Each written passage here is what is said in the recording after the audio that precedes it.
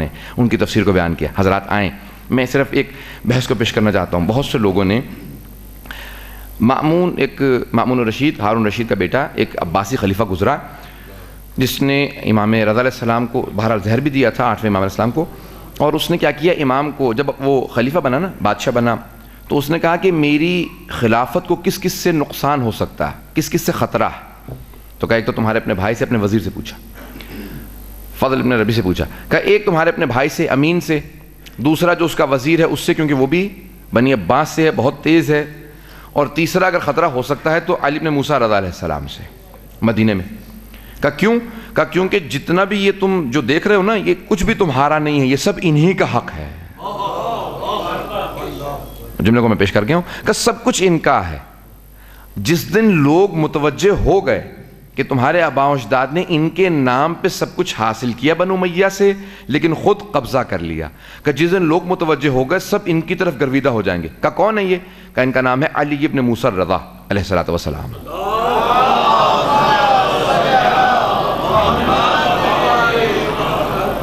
سلامات کوئی یعنی اس سے ذرا تھوڑی بہتر انداز سے زحمت کریں گے آپ.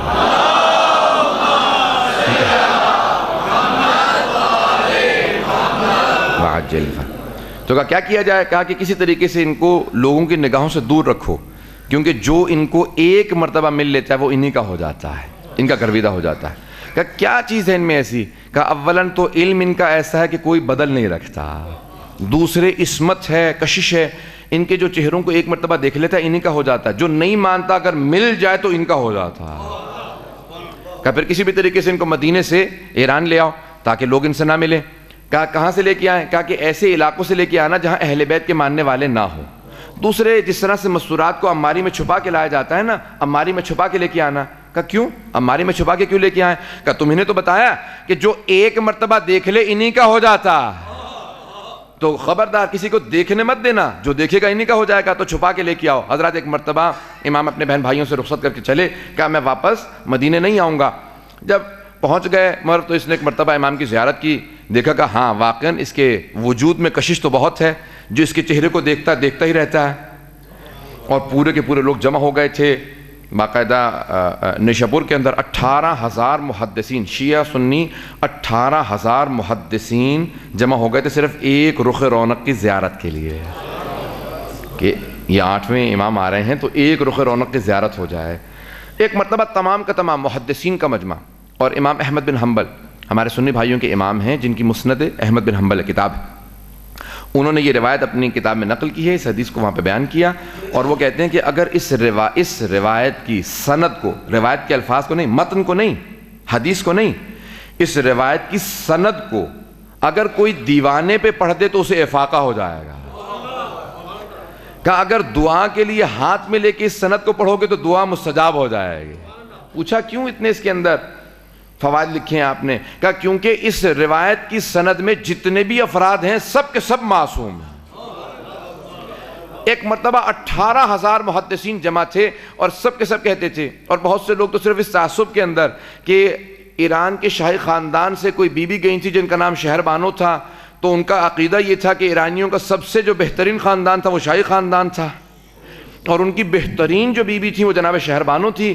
ان کی بنی ہاشم جو عربوں کا سب سے اچھا خاندان ہے، ان کے اس خاندان کے اندر بنی ہاشم کے رسول خدا کے ایک نواسے حسین سے شادی ہوئی، اور یہ جو آ رہا ہے یہ عربوں کے بہترین خاندان سے ہے، ایرانیوں کے بہترین خاندان سے ہے. تو صرف لوگ دیکھنے کے لیے جمع ہو گئے تھے. اب سارا کا سارا حضرات توجہ ہے اب تک میرے ساتھ؟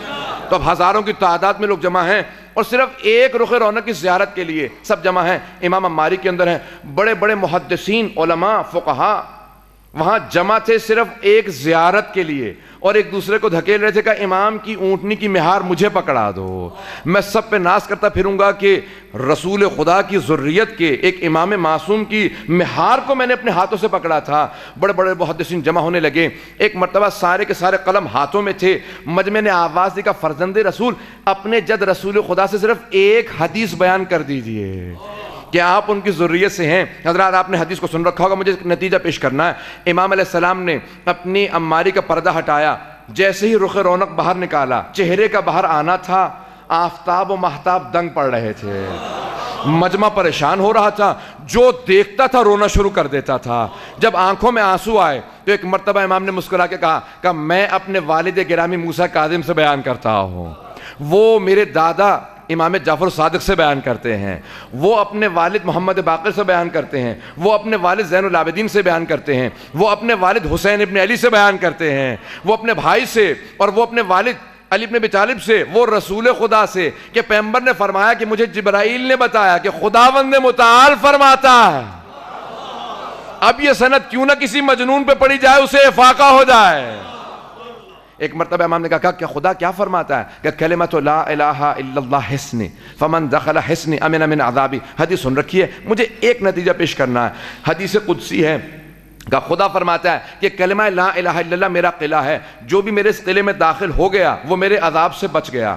حضرات جیسے ہی فرزند رسول نے بیان کرنا شروع کیا، 18,000 قلم چلنے لگے، کاغذوں کے اوپر حدیث تحریر ہونے لگی، الفاظ ادا کیے امام نے، اور فوراً عماری کا پردہ گرا دیا، آواز دی کہ میری اونٹنی کے چلانے والے کو حکم دے دو کہ میری اونٹنی کو آگے بڑھا دے۔ جیسی اونٹنی بڑھنے لگی، سب افراد نے سوچا کہ صرف لا الہ الا اللہ کہہ دیں۔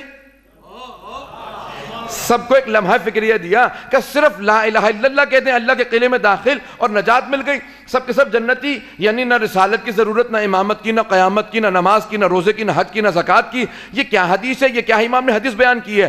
بڑے پریشان تھے تمام افراد، سوچ رہے تھے۔ امام نے کہا ایک مرتبہ ذرا رکنا، حدیث کا آخری جملہ پیش کرنا چاہتا ہوں۔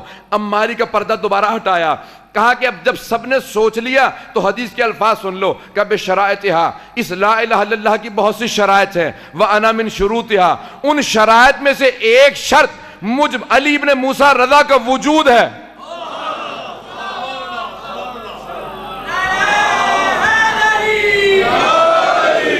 ایک مرتبہ امام نے کہا کہ اللہ کی توحید کی شرائط میں سے ایک وجود میرا۔ حضرات یہ مولا نے کیوں جملہ کہا کہ کلمہ توحید میں اللہ کی توحید قبول نہیں ہے جب تک کہ نہ نبوت قبول ہے، نہ کوئی چیز قبول نہیں ہوگی اگر تم نے ساری چیزوں کو نہ مانا، ان میں شرائط میں سے ایک۔ کیوں؟ ابھی ولی عہدی کا مسئلہ شروع ہونے والا ہے۔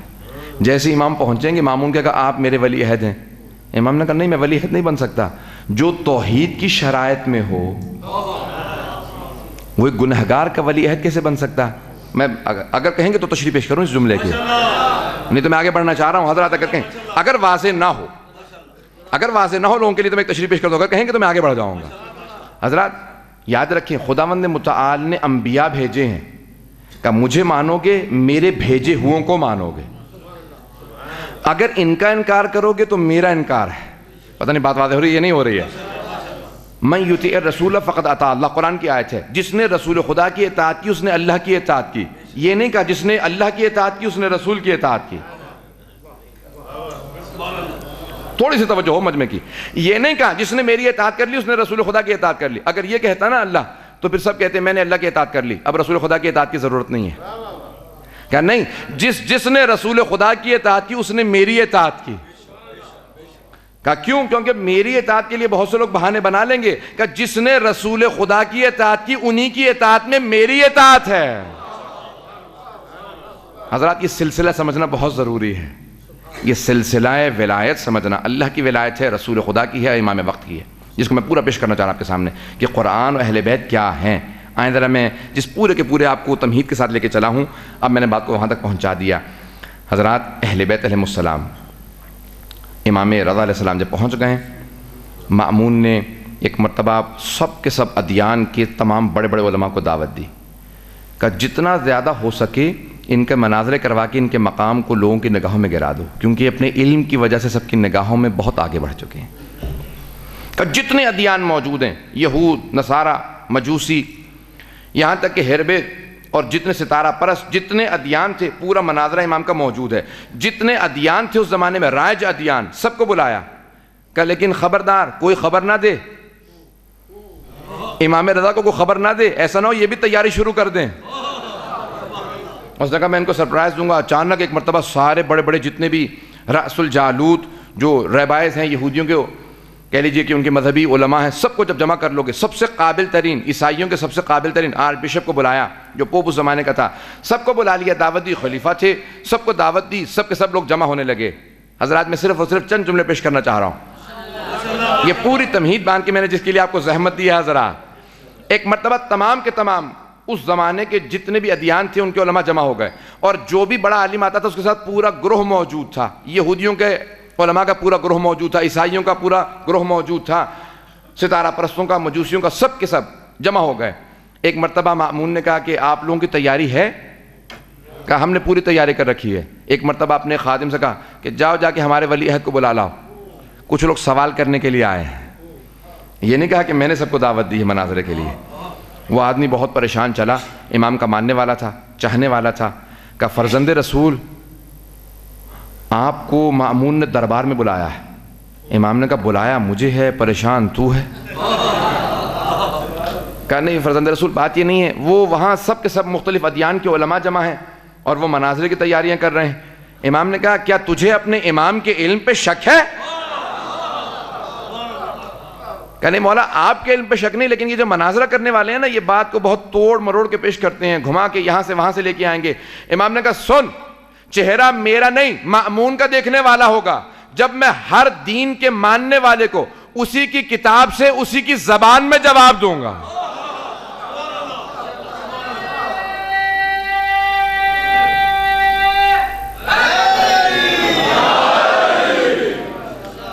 کہ جب ہر عالم کو اسی کی کتاب سے اسی کی زبان میں جواب دوں گا، کہا اس وقت چہرہ دیکھنے والا ہوگا مأمون کا۔ حضرات اب ایک مرتبہ تمام کے تمام افراد جمع تھے، امام نے ایک سوال کیا، کہا تیرے خیال میں یہ مأمون نے میرا مناظرہ کیوں رکھوایا؟ کہا مولا اگر برا نہ منائیں تو یہ آپ کو لوگوں کی نگاہوں میں گرانا چاہتا ہے۔ امام نے کہا بس میں یہی چاہتا تھا کہ میرے ماننے والے سمجھ جائیں یہ مجھ سے مخلص نہیں ہے، یہ میرا مقام نہیں چاہتا کہ لوگوں کے سامنے واضح ہو، یہ چاہتا ہے کہ میرا مقام گرا دیا جائے۔ امام نے کہا اچھا، ایک مرتبہ فرزند رسول تھے، رسول خدا کے نواسے تھے، پیغمبر اسلام کے لباس کو زیب تن کیا، سر پہ امامہ رکھا، ابا کو زیب تن کیا، اور جس انداز سے پیغمبر اسلام چلا کرتے تھے بہت ہی دھیمے انداز سے پیغمبر اسلام بہت ہی مقدس انداز سے امام رضا علیہ السلام چلے، محسوس یہ ہو رہا تھا کہ آسمان سے لبیک کی آواز آ رہے ہے۔ بس امام نے چلنا شروع کیا، زمین سے ہر طرف سے محسوس یہ ہو رہا تھا زمین پاؤں کے بوسے دے رہی ہے، آسمان لبیک کہہ رہا ہے، کاندھے پہ رضا فخر کر رہی ہے، ہاتھ کا اسد دعائیں دے رہا ہے، سر کا امامہ تقدس کا اعلان کرتا ہوا چل رہا ہے۔ امام چلتے ہوئے دربار کے اندر پہنچے، مأمون نے کہا فرزند رسول تخت پہ بیٹھیے گا۔ امام نے کہا تیرے تخت سے ظلم کی بو آتی ہے، میں رسول کا نواسا ہوں، میرے لیے ممبر لگا دے، ہمارے جد نے ممبر دیا ہے تخت نہیں دیا۔ ایک مرتبہ امام کے لیے ممبر لگایا گیا اور امام کے لیے الگ سے بیٹھے، کہا کہ میں تیرے ساتھ نہیں بیٹھوں گا۔ دیکھا سارے کے سارے دربار کے اندر افراد موجود تھے، حضرات اب توجہ رکھیے گا میرے ساتھ، میری رفتار کم نہیں ہوگی۔ تو ایک مرتبہ امام نے سب کے ساتھ سب کو دیکھا، کہ کیا بات ہے آپ سوالات کرنا چاہتے ہیں؟ کہا کہ دیکھیں اتنے بہت سے لوگ سوالات کریں گے تو بہت زیادہ وقت نکل جائے گا، آپ کیوں نہیں سوال کر لیتے؟ امام نے کہا اچھا تم کہو تو تم پہلے سوال کر لو، اگر کہو تو میں پہلے سوال کر لیتا ہوں۔ یعنی جس کو اپنے علم پہ اتنا یقین ہو، چاہے تو تم پہلے سوال کرو، چاہے تو میں پہلے سوال کر لیتا ہوں۔ کہا کہ آپ سب گروہوں سے ایک ایک سوال کر لیجئے۔ حضرات اصول دین کی ترتیب امام رضا نے دی۔ تو امام نے کیا دیکھا؟ امام نے کہا کہ دیکھو یہ جو عیسائی تھے ان کے پاس توحید کا پورا نظام خراب ہوا ہوا تھا، وہ تثلیث کے قائل تھے، تین خداؤں کے قائل تھے، کہتے تھے خدا ہے، خدا کا بیٹا ہے، حضرت عیسیٰ کو کہتے تھے ابن اللہ، اللہ کے بیٹے ہیں، ابن کہتے ہیں بیٹے کو، ابن اللہ ہے، اور روح قدس ہے۔ امام نے کہا یہیں سے شروع کیا جائے۔ امام نے کہا میں حضرت عیسیٰ کو مانتا ہوں، وہ ایک نبی تھے، اللہ کے بندے تھے، صاحب کتاب تھے، صاحب شریعت تھے، صاحب امت تھے، اللہ نے انہیں آسمان پہ اٹھا لیا ہے اور وہ دوبارہ واپس بھیجے جائیں گے۔ لیکن ایک بات ہے، حضرت عیسیٰ میں ایک کمی تھی، نماز روزے کے بہت چور تھے۔ یہ جملہ کہنا تھا، وہ جو عیسائی وہاں پہ پادری کھڑے تھے، وہ جو آرچ بشپ تھا، اس کو آگ لگ گئی۔ اس نے کہا کس نے آپ کو کہا کہ آپ مسلمانوں کے عالم ہیں؟ بس امام نے کہا کہ میرا کام ہو چکا ہے۔ توجہ ہے مجمع کی؟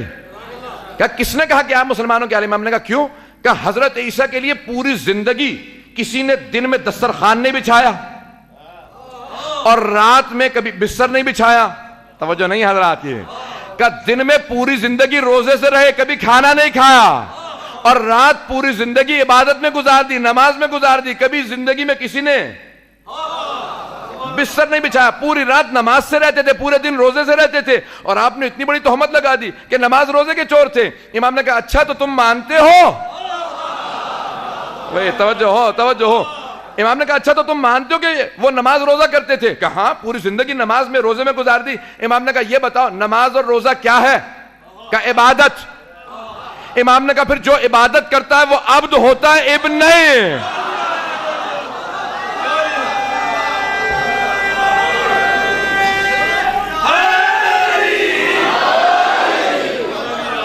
پتہ نہیں توجہ ہے یا نہیں ہے؟ امام نے کہا جو عبادت کرتا ہے وہ عبد ہوتا ہے, ابن نہیں. اردو میں ترجمہ کر دوں, حضرت امام نے کہا جو عبادت کرتا ہے وہ بندہ ہوتا ہے, بیٹا نہیں. امام نے کہا تیرے سوال کی باری. اس نے کہا آپ نے مجھے چھوڑا ہی کہاں سوال کے قابل, ہمارا پورا دین ہی اسی بات پہ چل رہا ہے کہ بیٹے آپ نے ابھی اپنے سوال سے پورا ہمارے دین کا بیڑا غرق کر دیا, میں کیا سوال کروں؟ امام نے کہا کہ اگر چاہے تو سوال کر لے. کہا اب میرے کو سوال باقی رہا ہی نہیں.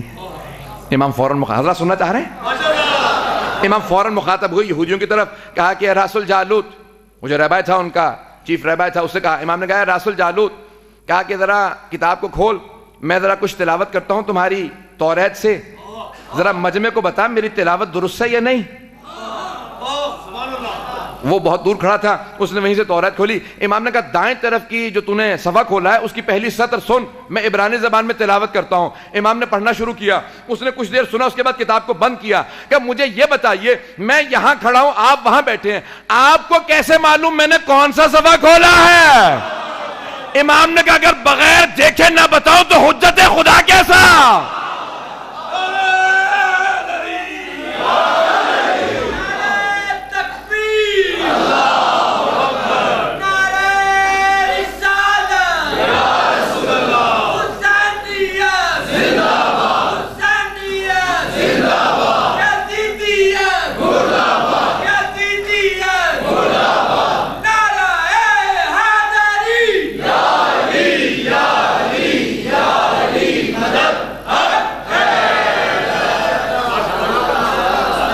امام نے کہا اگر میں بغیر دیکھے بتاؤں نا تو حجت خدا ہی نہیں. ایک مرتبہ امام نے کہا کہ اے یہودیو ایک میرے سوال کا جواب دو. امام نے پہلے سوال کرنے تھے نا, بعد میں کہا کہ تم لوگ سوال کر لینا. کہ میرا سوال, تم جناب موسیٰ تک سارے انبیاء کو مانتے ہو لیکن ان کے بعد والے انبیاء کو نہیں مانتے. کہا کیوں؟ کہا کہ اس لیے کیونکہ وہ انبیاء جو بعد میں آئے تھے وہ ویسے معجزات نہیں دکھا پائے جیسے جناب موسیٰ نے دکھائے. امام نے کہا جناب موسیٰ کے دو معجزے ہیں, تمہاری کتاب میں بھی ہماری کتاب میں بھی. ایک ان کا ہے ید بیضا, اپنی جیب میں ہاتھ ڈالتے تھے باہر نکالتے تھے اس سے نور نکلتا تھا. دوسرا ان کا عصا تھا, جب عصا کو زمین پہ پھینکتے تھے اژدہا میں تبدیل ہو جاتا تھا. کہا یہ دو معجزات سے مانتے ہو؟ کہا ہاں مانتا ہوں. کہا کہ بعد والے انبیاء نے اس سے افضل معجزات دکھائے. جناب عیسیٰ نے مردے کو ٹھوکر مار کے زندہ کیا. ختمی مرتبت نے سارے انبیاء کے معجزات دکھائے, چاند کے بھی 2 ٹکڑے کر دیے. کہا نہیں لیکن یہ معجزات ہم نے خود تھوڑی دیکھے. غور کیجئے گا, ایک جملے پہ غور کیجئے گا. کہا یہ معجزات ہم نے خود نہیں دیکھے, یہ تو ان کے ادیان کے ماننے والوں نے بتائے ہیں. تو امام نے کہا کہ حضرت موسیٰ کے معجزات انہوں نے خود دیکھے؟ کہا نہیں خود تو نہیں دیکھے لیکن مستند کتابوں میں آئے. امام نے کہا اور اگر میں تجھے مستند کتابوں سے اسی قسم کے معجزات دکھا دوں؟ کہا نہیں, مستند کتاب آپ کے نزدیک نہیں ہمارے نزدیک مستند ہو. امام نے کہا ذرا توریت اٹھا. توریت کے ماننے والے تھے. حضرات پتہ نہیں توجہ ہے یا نہیں ہے؟ بہت زیادہ مروب تو ہو کے نہیں سن رہے. سنیے گا حضرات, میں جب اس کتاب التوحید کا انگریزی میں ترجمہ کر رہا تھا نا تو اس وقت میں سوچ رہا تھا امام کا مناظرہ چیپٹر نمبر 66 اور 67 ہے. تو میں سوچ رہا تھا کہ جو امام نے حوالے دیے توریت کے یہ اس وقت کی توریت میں تھے. پریشان ہو کے نہ سنیے گا حضرات, جب میں ترجمہ کر رہا تھا نا تو میں نے کہا یہ اس وقت کی توریت میں تھے یا موجودہ, کیونکہ دیکھیں موجودہ جو توریت زبور انجیل ہے نا یہ تحریف شدہ ہیں, ان میں چیزیں تبدیل کر دی گئی ہیں. تو میں سوچنے پہ مجبور ہوا کہ یہ آیا موجودہ توریت میں امام نے جو حوالے دیے ہیں آج کی توریت میں ہیں یا نکال دیے گئے ہیں. کہ میں کتاب کا ترجمہ کر رہا ہوں اور یہ برطانیہ میں چھپنے والی ہے, سب جگہ جائے گی تو لوگ کہیں گے یہ تو ہے ہی نہیں حوالہ, یہ کہاں سے دیا. حضرات رات کو میں سو نہیں سکا, میں نے فوراً جتنی بھی توریت زبور انجیل کی جو ویب سائٹس ہے نا, گیٹ وے ٹو بائبل ہے, gospel.com, میں فوراً گیا تلاش کیا یہ عربی کے اندر امام نے آیات کو پیش کیا ہے توریت کی. میں نے دیکھا get way to Bible gospel.com کے اوپر کہا کہ کئی زبانوں میں ترجمے موجود تھے. میں نے عربی کی عبارت نکالی, حبقوق ان کا چیپٹر نکالا, آیات کی ترتیب دیکھی, دیکھا وہ آیات موجود ہیں, پھر انگریزی میں ترجمہ کیا. حضرت توجہ ہے مجمع کی. ہم ایسے امام کی امامت کے قائل ہیں جو 1400 سال پہلے دیکھ کے بتا دے جب تحریف ہوگی تو کون سی آیات باقی رہیں گی, کون سی نکالی جائیں گی. 1400 سال بعد.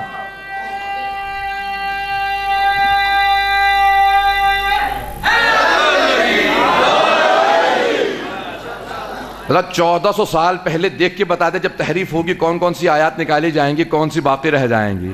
تو حضرات وہ میں نے آیات تلاش کی, آج کی موجودہ بائبل میں موجود تھی. حضرات اب جملے سن لیجئے گا. امام نے کہا کہ وَتَجَلَّى رَبُّكَ, یہ عربی کے اندر پیش کیا, اور اگر چاہیں گے انگریزی کے ترجمے میں پیش کر سکتا ہوں. کہا آپ کے رب نے اپنی تجلی کو پیش کیا. لارڈ گیو ہز مینیفیسٹیشن, یہ الفاظ سے پورے کے اندر موجود ہیں, بہرحال اب جا کے دیکھ لیجئے گا. تو حضرات امام نے کہا کہ اللہ نے اپنی تجلی 3 مقامات پہ پیش کی ہے. اپنی خدا نے وحی کو نازل کیا ہے. کہ اللہ طور سینا, امام نے الفاظ پیش کیے, انگریزی میں ترجمہ تھا آن ماؤنٹ سینائی, طور سینا پہ, پہاڑ کا نام ہے طور سینا. کہا کہ یہ کس کے لیے وحی آئی تھی؟ کیا یہ سب کے لیے واضح ہے, سب مانتے ہیں, جناب موسیٰ کے لیے. امام نے کہا اس کے بعد والی آیت کے اندر ہے, آج بھی موجود ہے, وَعَلَى جَبَلِ سَعِير, آن ماؤنٹ سائر. کہا کہ اے جبل سعیر کے اوپر, پہاڑ کا نام ہے سعیر. کہا اس کے اوپر کس کے اوپر وحی نازل ہوئی ہے اس پہاڑ پہ؟ کہا ہم نہیں جانتے. امام نے کہا میں بتاتا ہوں, حضرت عیسیٰ کے علاوہ کسی نے دعویٰ نہیں کیا کہ جبل سعیر پہ مجھ پہ وحی نازل ہوئی ہے.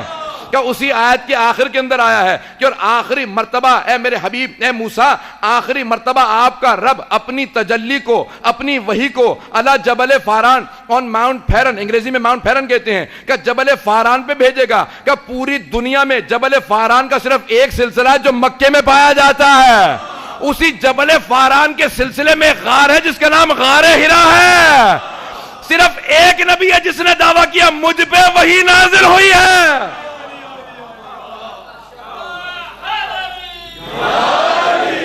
امام نے کہا اب بتا تیری کتاب سے حوالہ دیا مستند ہے یا نہیں؟ اس نے کہا یہ ہماری کتاب آپ کو ہم سے بہتر معلوم ہے, کیسے؟